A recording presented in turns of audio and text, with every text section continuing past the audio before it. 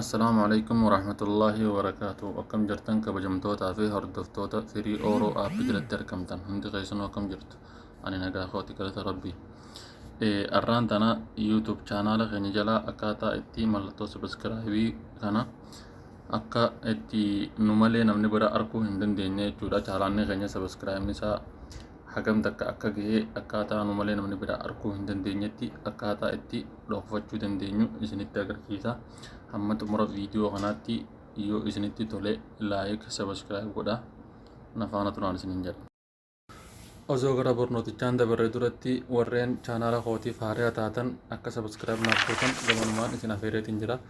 Sabskiraayib naaf godhuudhaaf yuutuubii keenya keessan seennaa jechuudha. Haala kanaan yuutuubii kana keenya keessa seennaa sanbooda bakka sarchii tanarra dhayinee asirratti free euro APN barreessinaa jechuudha. Haala kanaan free euro APN erga barreessinee booda isa kanarra dhoytanii erga haala kanarra dhoytanii mallattoo subscribe jettana yeroo tokko ofirratti dhoytanii san booda erga subscribe gootanii booda mallattoo bilbilaata fuuldura jirtu kana ol godhuun dagatina. Sababniinis akka viidiyoon an gadhiisu daddafee isin bira gahuu jechuudha. Ol goonaa jechuudha. amma kallattumaan karaa barnootichaatti barraa. Mallattoo subscribe akkanumallee namni biraa hin arginetti dhoyfachuudhaaf Google Chrome kana keessa dhaquu qabnaa jechuudha. Google Chrome kana keessa erga haala kanaan dhayne booda erga haala kanaan nu fidee booda asirratti YouTube kana fayyadamnaa jechuudha. Yoo haala kanaan isinii fiduu baatellee asirratti youtube.com jettanii barreessitu jechuudha. erga barreessanii booda YouTube hojii kanarra dhoyinaa jechuudha. erga haala kanaan as isin fidee booda asirratti mallattoo tuqaa sadii kanarra dhoyinaa jechuudha. Sirritti na hordofaadha. Mallattoo tuqaa sadii kanarratti yeroo tokkoof dhoyinaa.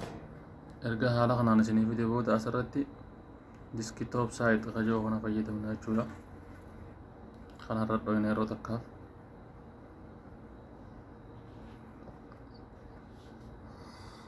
erga haala kanaan gama kanaa isin fidee booda asirratti mallattoo profaayilii keenyaa kana agartan jeetii yaada asirra dhoyinaa jechuudha yeroo takkaaf. erga haala kanaan isin fidee booda asirratti YouTube studio hojii jira. YouTube studio hojii kanarratti yeroo takkaaf dhahuu qabnaa jechuudha. erga haala kanaan as isin fidee booda Google Chrome kana filattanii jechuudha isin.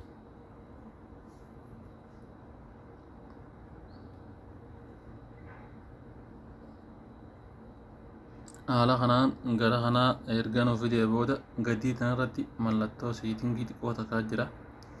mallattoo siitingii tanarratti xuyinaa jechuudha yeroo takkaaf. erga haala kanaan mallattoo siitingii irratti xuyinee as nu fidee booda asirratti channel kajoo kana fayyadamnaa jechuudha. channel kajoo kana agartan jeetii yaada channel kanarra yeroo takkaaf xuyinaa. san booda asirratti haala kanaan erga nu fidee booda advanced setting kajoo kanarra dhoyinaa jechuudha. isa kanarra dhoyinaa jechuudha takka. erga haala kanaan nu fidee booda irra oloofna. haala kanaan oloofne nola isa kanaan agartan jeetii yaada isa kanarra dhayxanii raayitii irra jirtu tun haala kanaan irraa kaafnaa jechuudha. erga raayitii haala kanaan irraa kaafne booda maal goona asirratti mallattoo seefii takkaa jira. seefii goonaa jechuudha. erga seef goonee booda khalaas dhoyfannee jirra. amma achi jala dhaynee ilaallu jechuudha.